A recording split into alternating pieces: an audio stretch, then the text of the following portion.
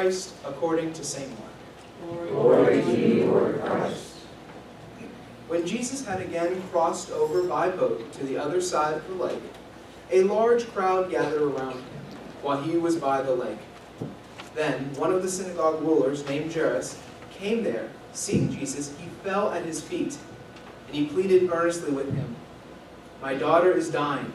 Please come and put your hands on her so that she may be healed and live." So Jesus went with him. A large crowd followed and pressed around him, and a woman was there who had been subject to bleeding for 12 years. She had suffered a great deal under the care of many doctors and had spent all she had. Yet instead of getting better, she grew worse. When she heard about Jesus, she came up behind him in the crowd and touched his cloak, because she thought, "If I just touch his clothes, I will be healed." Immediately, her bleeding stopped, and she felt in her body that she was freed from her suffering. At once, Jesus realized that power had gone out from him. He turned around in the crowd and asked, "Who touched my clothes?"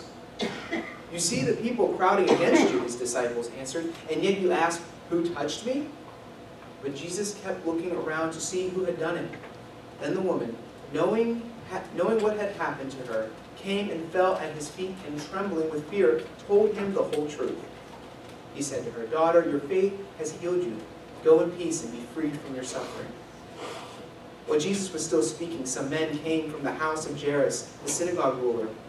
"Your daughter is dead," they said. "Why bother the teacher anymore?" Ignoring what they said, Jesus told the synagogue ruler, "Do not be afraid. Just believe." He did not let anyone follow him except for Peter, James, and John, the brother of James. And when they came to the home of the synagogue ruler, Jesus saw a commotion with people crying and wailing loudly. He went in and said to them, "Why all this commotion and wailing? The child is not dead, but asleep." But they laughed at him. After he put them all out, he took the child's father and mother and the disciples who were with him, and went where the child was. He took her by the hand and said to her, "Talitha koum," which means, "Little girl, I say to you, get up." Immediately, the little girl stood up and walked around. She was 12 years old. At this time, they were completely astonished. He gave strict orders not to let anyone know about this, and told them to give her something to eat. The Gospel of the Lord. Praise to you, Lord Christ.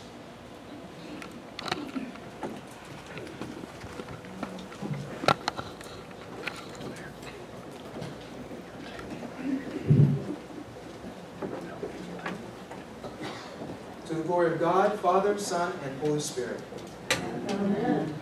It's a great Sunday to be with everyone here and to have my first Sunday back at the pulpit preaching at All Saints. It's a true honor and blessing. So glad to see everyone. Well, a few years ago, I was filling in at a pulpit in a Methodist church, and a man came up to me and began to tell me about his father who was very sick in the hospital. Now, I don't remember all of the details about this man's father, but Chuck's dad had kidney problems, and he was on dialysis. This man at one point turned to his son and told him, "Chuck, I'm ready to go home." Tears began running down Chuck's face, and he had to speak with the family and told them how Daddy was ready to go home to be with the Lord. So after much prayer and anxiety, naturally, they decided to obey their father's wishes and to remove the dialysis, knowing that he would probably only last a couple of days. Well, Chuck stuck by his father's side, and eventually his dad had woken up from a nap. And the dad looked at Chuck and said, "Do you know they're ready to remove the dialysis? That means I'm probably going to go home soon. You better be prepared." Chuck looked at his dad, and the only thing he could say was, "Well, Daddy, go home to be with the Lord." At that moment, Chuck's dad looked him square in the eye and said, "No, no, no! I'm not ready to go home to be with the Lord. I'm ready to go home to Pittsburgh. The Lord can wait. I've got some things to do." And wouldn't you know that that guy actually made it home? And as far as I know, he's still around today. But it's hard to let a loved one go, isn't it? This past year, I had to let 2 friends go. And there were plenty of times where we were all praying, hundreds, maybe thousands of people, all praying that the Lord would intervene and do something. And the Lord did. He called them both home and released them from their pain. I think we can relate to the father in our gospel lesson this morning, who is a dying little girl, and he feels absolutely desperate to save her. But this isn't just a story about desperation. It's a story about faith. What does it mean to have faith in Jesus? What does that faith look like? How do we live out our faith in Jesus? That's what Mark is trying to show us in this morning's gospel lesson. All of us, like Jairus, are going to have times of desperation, where we've exhausted all of our resources, and we will have a choice to make, either faith or despair. So how did Jesus run into Jairus? Well, if you remember all the way back to last week in the gospel lesson, Jesus had been preaching to a crowd, and he was exhausted. And so he decided to get away and cross the Sea of Galilee. Well, fighting for their lives through a storm in the middle of the night, the disciples finally landed on shore, where they are greeted by a demon-possessed man. After exorcising the demon, Jesus goes back across the lake, probably hoping that the crowd was no longer there, hoping to get a little R&R. But, as we can see from our gospel lesson, the crowd has once again found him. Have you ever felt like that? Where life is just always go, go, go? Where you need some time for R&R? Maybe the children need to be taken to this activity? Where the boss asks you to work 80 hours in a 40-hour work week? Where you've signed up for this meeting and this activity? Where the grandchildren need to spend a weekend so the kids can get away? Life can be busy, and we can try to get away from all of the busyness of life, only then to have the crowd somehow find you. Now, I wish I could boast that during those times, I acted perfectly like Jesus. That when I felt overwhelmed, I would be ready to jump in, cool, calm, collected. That I was ready to jump in at a moment's notice, ready to serve. But my family will tell you the truth is far less pretty. And I think most of us would have a different reaction than the one that Jesus had. Jesus is one who seems to never wear out. Now, he does model for us the importance of taking time to get away, to be with the Lord, to spend time in private prayer with God, meditating on his word. But it's interesting that when the crowd calls out to him, he's always ready to respond. And that's what happens. Jairus steps forward out of the crowd, and he throws himself at Jesus' feet. Now, the story of Jairus is significant, not just because it's in the Bible, but because Jairus is one of the few people that the Gospel of Mark mentions by name. We heard that story about the woman who was bleeding for 12 years, and that's all she's known as, the woman who bled for 12 years. And the story before this is the story of the demon-possessed man, and that's all he's known as, the demon-possessed man. Even Jairus' daughter is not known by name, but Jairus is known by name. It's Mark's way of winking at us and telling us that this man is important. It's important to know who he was and who he represented. Well, Mark also tells us that he was a synagogue ruler and that he was a synagogue official, which meant that he was responsible for maintaining the facilities of the synagogue. This was a respected individual. He was the person who chose the people to lead the prayers, who would deliver the sermons, who would do the various readings. He was kind of like a warden in one of our parishes. Well-respected, well-known. And because this was in northern Israel, it's most likely that he was a Pharisee. And we know that the Pharisees were not too fond of Jesus, were they? Already in Mark's Gospel, they were making plans to kill Jesus. So this is a guy who should have never sought Jesus out for help. This is a person that if he confronted Jesus, it should have been to reject him, to reject his message. Because if the other Pharisees found out, the minute the crowd sees him throw himself at Jesus' feet, he can get in a lot of trouble. He can be put to public shame. He can be removed from his position of authority. He can be considered apostate like Jesus. But here was this father who was ready to do anything to help his 12-year-old daughter, even to the point of seeking out the infamous miracle-working Jesus. So he throws himself at his feet, even if it means losing his title and dignity in the community.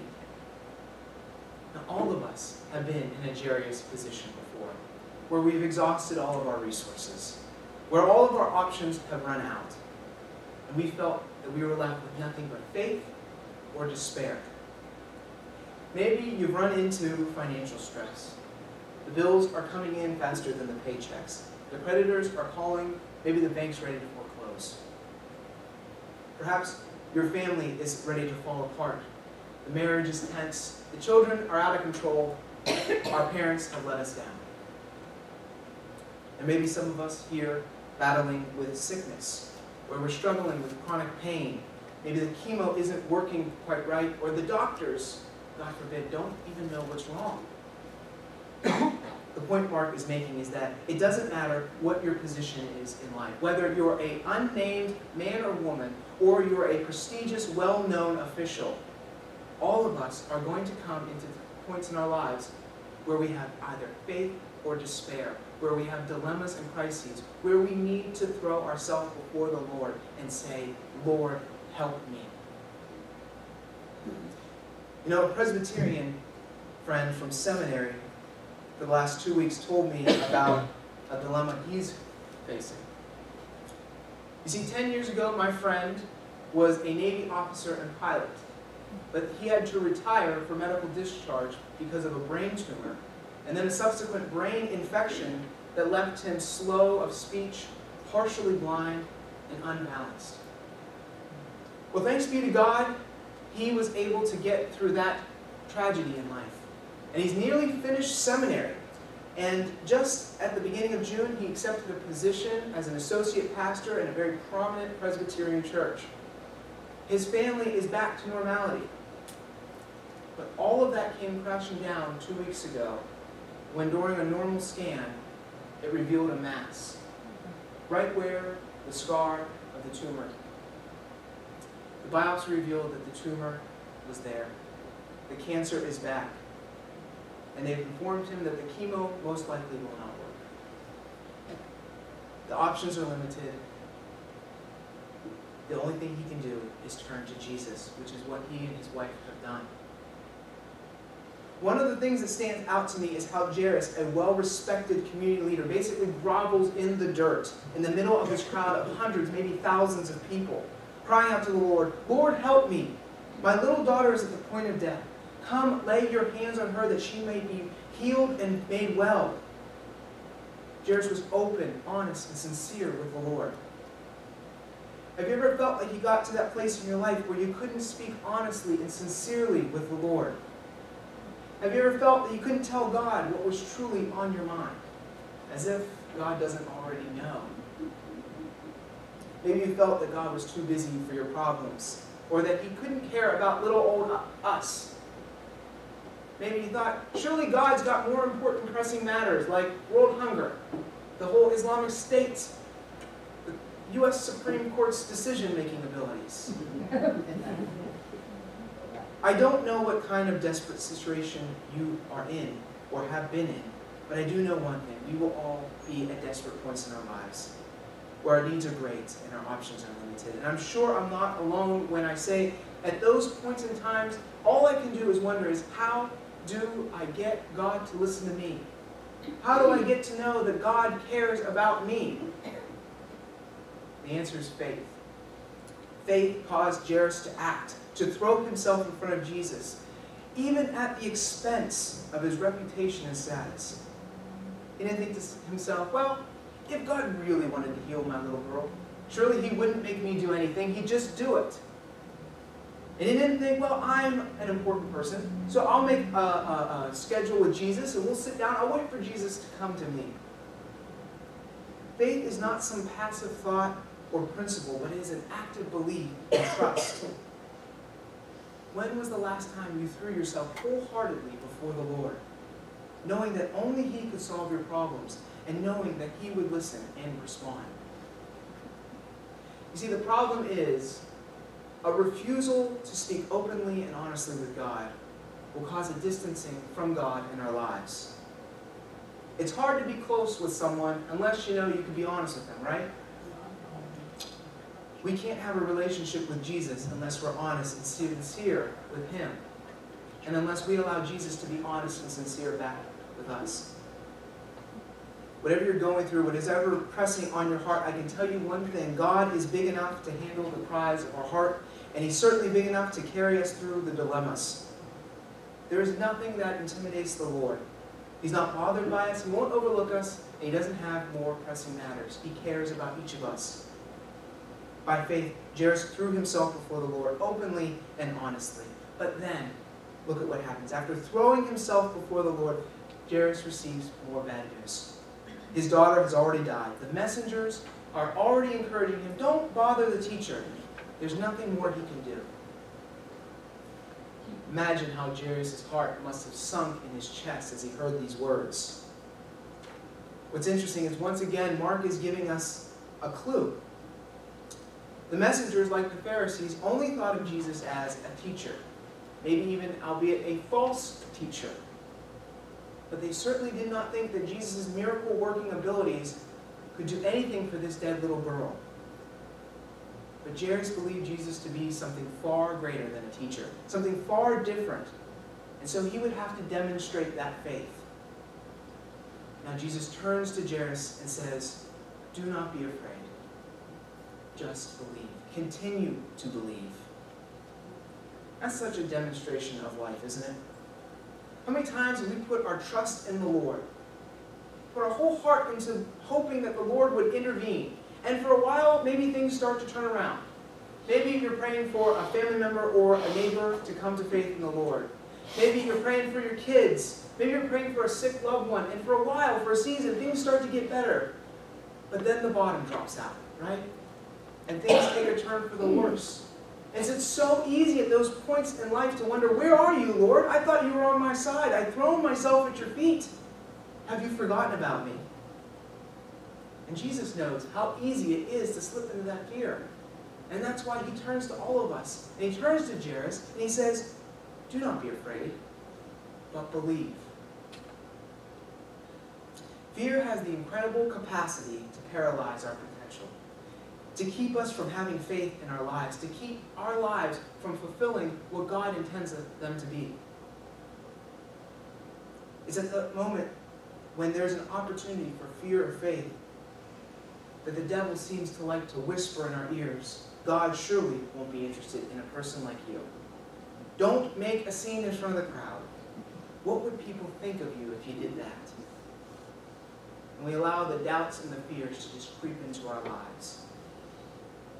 I don't know what each person is going through here this morning, but for some of us, God may be asking us to do something far greater than what we've done before. Place our faith further into Him. He's asking all of us to depend upon Him completely, but He may be asking you to go further than you've gone before, and that can be scary. The question is, are you going to fall back on your fear and stay where you are, or are you going to go and tame your fear and step forward in faith? The Lord seldom seems farther away than when our heart is filled with fear. You see, when life is hard, when it's really hard, when we spend all of our time pleading and begging and questioning, those are all normal emotions, but it misses the main point. When life is hard, when things get ugly and all hope seems lost, that's when God is able to display His superiority through our lives. God brings tests in our lives to proclaim His sovereignty, to proclaim His glory through us. Imagine if Jairus' daughter was just sick and Jesus healed her. I mean, basically, Jesus becomes an aspirin at that point. But Jesus does what only God can do when He raises a little girl from the dead. Imagine what He can do in your life through the trials. So Jairus chose to hold on to his faith in Jesus. And he led Jesus back to his home. And as soon as the men reached the home, Jairus is once again tested. They're greeted by a crowd of mourners. And imagine for a moment that scene where you're told that your little girl is dead and you've come now to where the body is laying, and you see all the mourners. People have already gathered. She's been dead for a while. How do you think you would respond? Do you think you could have that kind of faith? Do you think you could have that kind of faith that Jesus can still do something in that moment, that somehow Jesus is able to take this tragedy and make it good? Faith is choosing to trust Jesus' words even when they contradict all of our logic. Faith steps forward through the crowd and the cynics and acknowledges Jesus' power to heal. Faith is not just what we believe, but it is embodied in our actions. It pushes through all the mockery and shame and refuses to give in to fear. It trusts in God when the doctors have told us all hope is lost. It's relying upon God's word to get us through every crisis. It's obeying Jesus even if it's going to cost us great. When we continue to tithe, even if we don't maybe have enough money to put groceries on the table, when we choose to trust in Him even at the expense of our job or success.